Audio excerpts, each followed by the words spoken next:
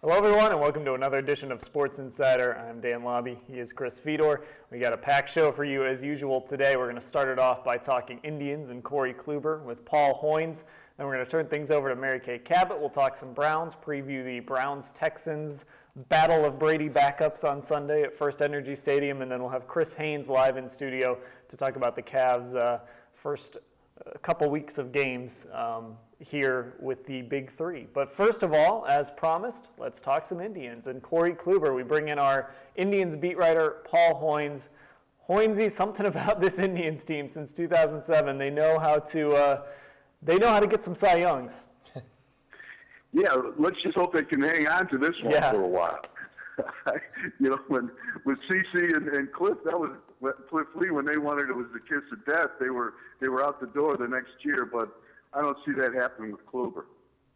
At what point, I know I asked you this last night, but I'm just curious if anything has changed. At what point during the season did you look at Corey Kluber and say, this guy is a legitimate Cy Young candidate? You know, I thought, you know, if you look at April was kind of shaky, but after that, you know, he just kind of got into a groove, and it seemed like every start was the same. It reminded me so much of the way Cliff Lee pitched in 2008 when he went 22-3 and won the Cy Young. He was just so consistent, so reliable. He worked deep in the games. He just looked in total control of the game. I thought Jan Gomes, on the conference call last night, we were talking to him, and he just said he just ran the game, and you could tell when he was on the mound, there was a different feeling. It looked like, to me at least, on the players backing him up, and just on the mound, he seemed so, you know, in control of it, and I think that just carried over through the rest of the season. All right, Hoynesy, so many people said the AL Cy Young, it was going to come down to Kluber and Hernandez. 10 points was the difference between the two guys. You look at the win-loss record, the ERA, all those stats, very, very close. What do you think was the deciding factor? You know, Chris, that's right. I mean, it couldn't have been much closer. I thought, just for me, I thought the way Kluber closed out the season, 5 straight wins, over 50 strikeouts in just over 40 innings in that stretch, back-to-back 14 strikeout games. The Indians were in the wild card chase at the time, and he performed like a number one starter going down the stretch. I thought that was the difference. Hernandez pitched all right down the stretch, but he didn't dominate. Is that something that's going to continue when it comes to Cy Young voting, Hoynesy? Is it better for a pitcher to get off to a slow start and pick it up in the late months, or is that just this one situation because these two guys were that close? Yeah, I think it's just the latter of your 2 points. Just they were so close, and I think you voters were looking for a separation, a way to separate the two. And you know, traditional stats, sabermetric stats were all pretty close. Although Kluber did have the edge in victories, so I thought just the way his finishing kicked, I thought that was the difference. Hoynesy, obviously, having a Cy Young winner that you can sit and say the Indians are going to have control over for a number of years means that you've got a pretty big piece for a team that could contend. So does this put more pressure on the front office to go out and produce results, improve this baseball team, and try and get them to the World Series? You know, I sure hope so, Dan. The last thing I'd like to see them do, or want to see them do, is kind of sit back on their hands like they have in the past when they've been in this situation. I'd really like to see them make a dramatic move. I don't think it's going to happen. I think they are pretty content with the talent they have on this club right now, and you can't really argue with them to a certain degree. I think it's a solid ball club, but we know it needs offensive help, and you know, I do think Antonetti has been at the GM meetings here. They're ending today, of course, but he is trying to improve. He's looking for ways to improve the offense. He's especially through trades. Now that's it's a lot easier to go out and sign a free agent. Trades take a little longer, and they're more complicated. Speaking of trades, Hoynesy, I was checking out this piece on ESPN.com today about 10 players that could be moved in Major League Baseball this offseason. And a number of the names were shortstops, and I don't think the Indians really have to worry about that, considering Francisco Lindor and Jose Ramirez. But there was a name that popped up, and it's a name that a lot of fans have pointed to, Yoenis Cespedes. Is that somebody that the Indians could get without giving up Francisco Lindor, or does Lindor have to be in that kind of deal? Well, I think Boston Boston would probably ask for your top prospects in that. But Cespedes, I think, is a free agent in 2015 after this year. I guess, just from reading stuff, he wasn't really well received in Boston by the coaching staff, although they've denied that since. So maybe he's a guy they're looking to move. But that's the kind of guy that could, bring a jolt to this team, to this offense.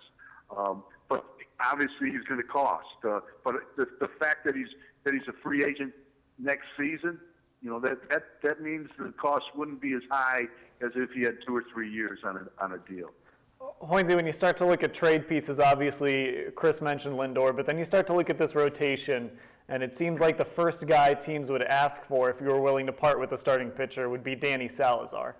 Would the Indians be willing to part with Danny Salazar for the right deal? I think they'd start lower than that. I think they'd shop a guy like McAllister. I think they'd shop a guy like Tomlin, and then you work your way up. But I was talking to Antonetti yesterday, and I asked him, you've got this pitching depth. You saw this past season that you need 7 or 8 starters. They've got them, but he came back and said we're not a perfect team, and we need to get better. And I got the impression that they would deal pitching in certain situations. Hoynesy, when it comes to the MVP, that comes down tonight. Michael Brantley, Mike Trout, Victor Martinez. Does Brantley have any shot here? I don't think so, Chris. I think, it's an accomplishment just to be in the top 3. On the ballot, you vote for 10 guys. I think Brantley had a great year, but I just don't see him beating out Trout or Victor. I would think Trout is going to win it. Especially after the last 2 years where he's gotten nosed out by Miguel Cabrera. So I think Trout is the guy. But Brantley could finish anywhere from 2nd to 3rd, and that's a great, great accomplishment. You look at his numbers, all the things he did this past season, and it's really, it's a better season now than, when he finished the season, when you have a chance to look at it. He just did a lot of good things, and the guy's, 24, 25 years old, and you think, this guy's just going to get better. So hopefully he just keeps on this path.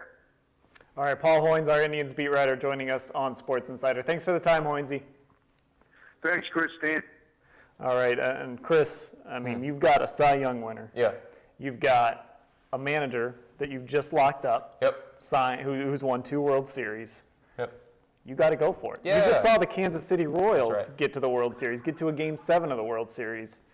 You got to go for it. And think about what move they made just to get to that point. And I've brought this up before. They traded their top prospect, Will Myers, for a guy like James Shields. And they didn't know the future of James Shields, and here he is. He's a free agent. But they wouldn't have gotten to the point where they got without James Shields. And the other guy in that same deal, think about it.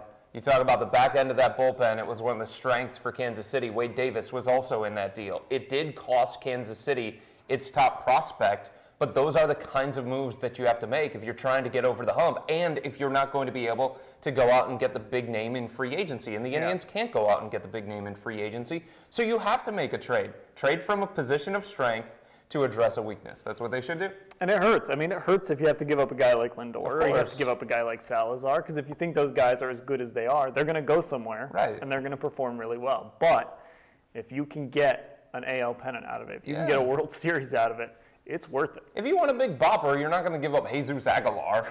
You've got to give up something to get something. That's what it comes down to. All right, let's go ahead and shift gears and talk Browns. We'll bring in our Browns beat reporter, Mary Kay Cabot, joining us on Sports Insider. Mary Kay, how are you? I'm doing fine, guys. How you doing? We're doing well, getting ready for the Browns-Texans, a game with meaning here in early to mid-November. It's been a little while. Oh, my gosh. It's been so long that I did not have any children the last time the Browns were in first place this late, and now I'm sending one of them off to college next year. So it's been forever. Again, not this late since 1994, the year that they went 11-5. And, yeah, it's pretty incredible to be playing a meaningful game this late. It's freezing cold out. It's November. The Browns are in the hunt. Mary Kay, when it comes to Mike Pettin, Dante Whitner, Brian Hoyer, Joe Thomas, some of the leaders on this team, what's the message been this week coming off that huge win against Cincinnati? Oh, the message has been the same from all those guys, and that's we have not done anything yet. We have not accomplished anything yet. Mike Pettin started early with cautioning against the major overreaction. There's definitely been this, hey, you know what? Nobody hands out any prizes for being 6-3. And then, of course, Tom Reed had the really good story from Des Bryant talking about how he was 7-4 with the Raiders, and they kind of went down the tubes. And he shared that story with his defensive linemen. And so definitely that is the big, big message, that they have to keep it going. They cannot let up. And this is a tough football team they're going to be playing on Sunday. Mary Kay, of course, the Browns are in first place. They're 6-3. And then Ben Tate had some interesting comments the other day. What did you think of what Tate had to say? Was he out of line? Well, you know what? I never really have a problem with anybody expressing how they feel, especially because, it's my job to capture people's feelings and emotions and put them out there for readers and viewers and listeners and things like that. So I'm all for a guy expressing how he feels, and that's exactly what Ben Tate did. He's basically been demoted to the backup running back behind at least Terrence West right now, and who knows? He had the fewest carries in that game behind those two rookies. We're going to see how it goes this Sunday. This is obviously his former Texans team. I know he wanted to have a really good big game against them. He came here to step out of the shadows of Arian Foster, and we all know what Arian's doing this year. He's second in the NFL with 822 yards, just tearing it up, out of the backfield, although he's a little injured right now. But this season has not gone for Ben Tate the way that he wanted it to, and it doesn't look like it's going to change anytime soon. And you know what? The truth of the matter is he's an unhappy guy right now. Mary Kay, Brown's a bit banged up. Tashawn Gibson does indeed have a concussion. Jordan Cameron, Phil Taylor. Of those three, which ones do you expect to play, if any, at this point? Well, you know what? I'll know more when we get out there today and see if anybody's practicing. All right. Tayshawn and Jordan were out, as was Johnson Batamosi still yesterday with their concussions. Tayshawn, the fact that he just came back on, Monday or Tuesday complaining of the headaches. I really can't imagine that they're going to throw him back out there and he's going to play when he has a concussion. That was just reported on Monday or Tuesday. So, I think they're going to have to go with Jim Leonard this game. It's huge. Tayshawn in my mind, is a major, major reason why they are 6-3 this year, because he just keeps taking that ball back and either punching it out, and 6 interceptions. He leads the NFL. That's tremendously huge. So, I think they can, they've shown that they can win without Jordan Cameron. But I think that Tayshawn is a reason why, I think they have at least two of their victories are a direct result of Tayshawn turnover. Mary Kay, the Browns will be playing a guy making his first career NFL start on Sunday. They're going to have a crowd that has been waiting for this game anxiously since they beat the Bengals last Thursday. It seems like this defense could maybe take advantage a little bit of Ryan-Mallett in that atmosphere making his first start. Can they? Well, you know what? That's going to be the plan, obviously. They're going to try to get him off his mark. They're going to try to confuse him. They're going to show multiple fronts. They're going to do different things with their safeties, moving them around to confuse him. But the thing is, with Ryan-Mallett, first of all, we all know that he's got the biggest arm, although he disputed yesterday that that's his biggest asset. He says it's his football IQ. So if he's one of these guys that can go in there and perform, then, it could be a long afternoon. I mean, look what Brian Hoyer did in his first meaningful start up in Minnesota. Now, he started off with 3 interceptions, but he came back and won that game with 3 touchdown passes, including one in the final minutes. So, the other thing about Ryan-Mallett that you have to consider is that he has Arian Foster if Arian is healthy this game. Mm-hmm. He has a groin injury, but they're coming off the bye week. He's taking it easy in practice. Arian, again, running, catching the ball out of the backfield. If you've got him, that takes a lot of pressure off your first-time starting quarterback. So I'm thinking if Arian plays, it's still going to be a very tough afternoon. And then, of course, on the other side of the ball, I'm sure you guys were going to ask me about it, is J.J. Watt. I mean, he can just ruin a game. He can take over a whole game. You can't let that happen. Mary Kay, what's changed on defense for the Browns? Takeaways, mostly. Mostly, that's what they're doing. They're taking the ball away. 12 takeaways in the last 4 games. That's just incredible. That's got to be, I would think, the most in the league during that span. They also are, I think, tied for second in the NFL right now with 13 interceptions. So that's been the key. Now, have they been stellar against stopping the run? No. That hasn't really changed too much yet.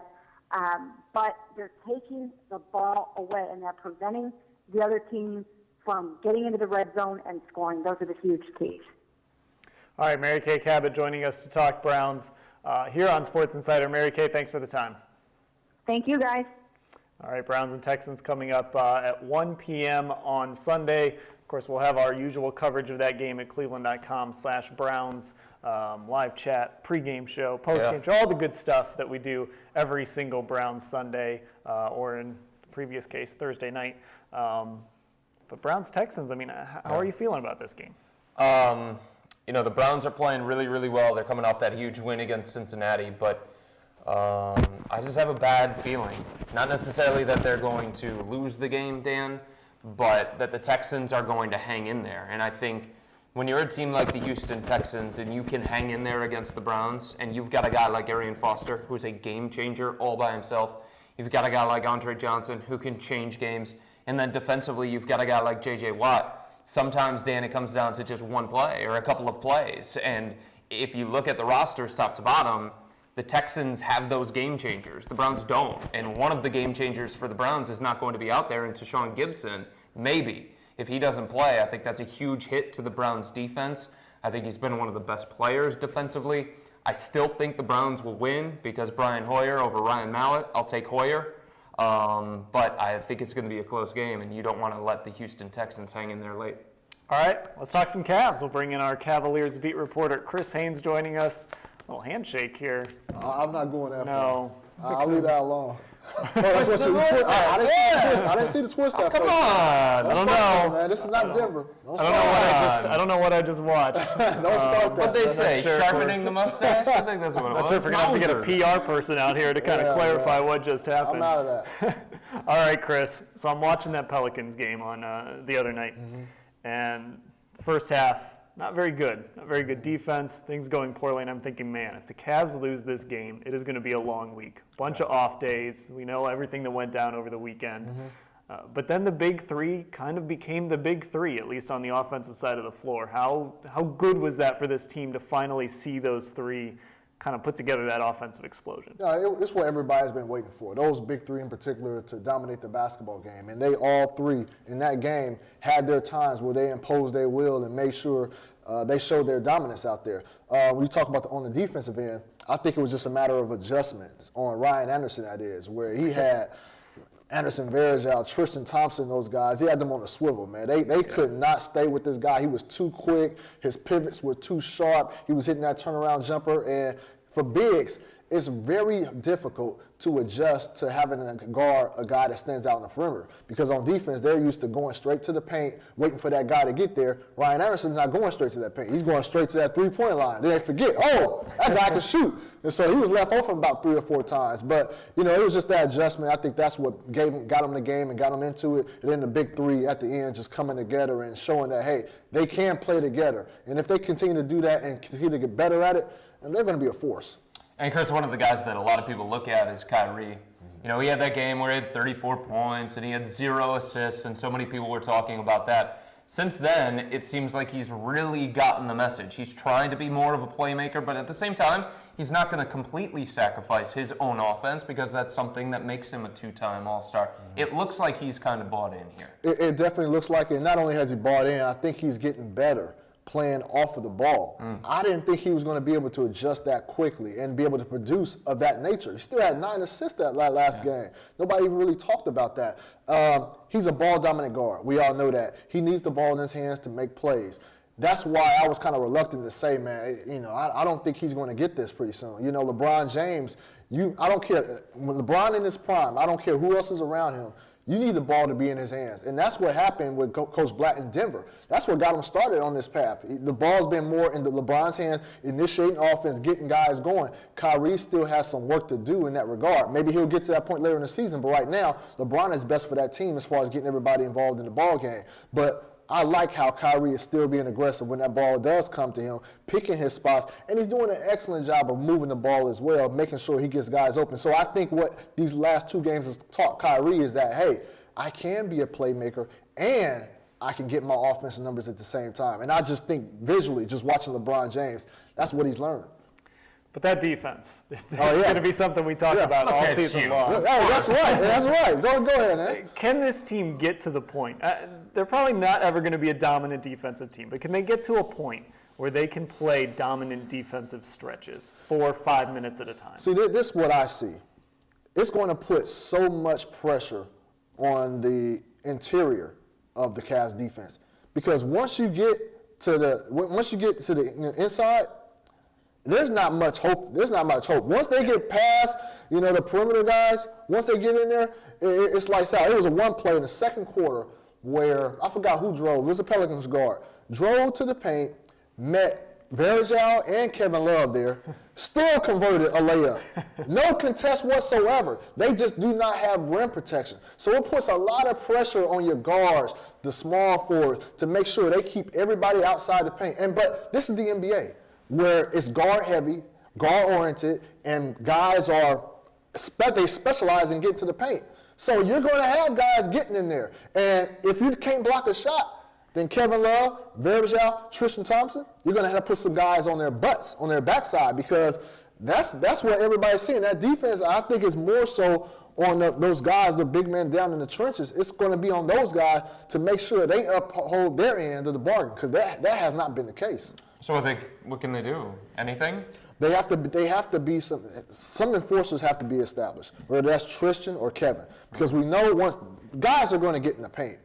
And you can't just allow easy buckets down the paint, because guys get their rhythm. Once they get easy buckets in the hole, their whole game opens up, and so the rest of the game is screwed up. So if those guys can't block shots, can't contest shots, you got to put a hard foul. Make them think twice about coming to that paint. Make them if they do get past the perimeter, make them shoot up a hard floater. But they cannot just be coming in and just getting easy layups or easy dunks. That just sets up the whole game for the other team.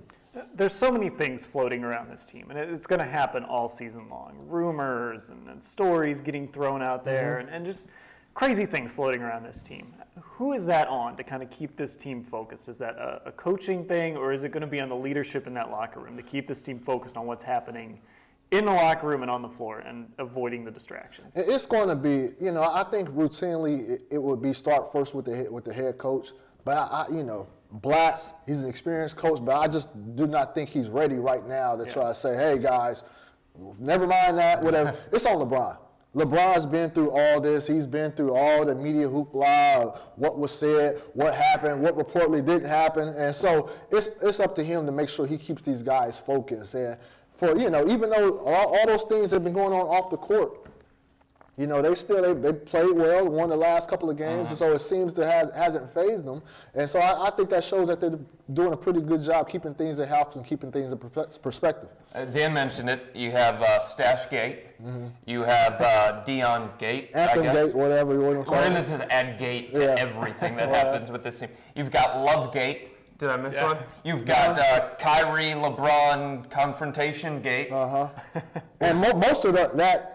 According to them, never happened. Right, Okay. right. Did I miss one? I think I got them all. I'm sure there's something out there. Of all these gates, is it about what you expected it to be? I expected more on the basketball court, but no, I don't think you could. I don't think you can anticipate a circus like that. I anticipate a circus, but I anticipate basketball court. If they're winning, just the whole circus, everybody, or if they're losing, the whole circus, everybody just jumping off the bandwagon. But all this off the court stuff that's just caught national news, and it's just even with the Deion part. I told you guys I didn't think it would reach that magnitude. So it definitely shows you that the eyeballs that are on this team, and whatever happens, man, it's going to be magnified. So it's November 13th. Yeah, too. It's not like we're in January when we have all these things. And you mentioned LeBron taking the leadership role and letting these guys know, but for guys who haven't been through this, how can they get used to it? How can they adjust? They're learning on the fly, and it takes guys. I mentioned LeBron, but you got Mike Miller, James Jones, veterans like that who've been on those type of teams, and so it's just going to take those guys pulling the young guys to the side and say, hey, this is what you're going to see out there, and this is the best way to handle this. And also tell them, hey, and if you go about doing it this way, hey, you're going to get, the backlash is going to come with that. And so, that's what it's going to take. But, hey, it's trial by fire. They're going to be jumped into the situation, and, we'll see how they adapt. So far, some things have hit the fan, and they haven't came out looking so good. So it's going to be a work in progress.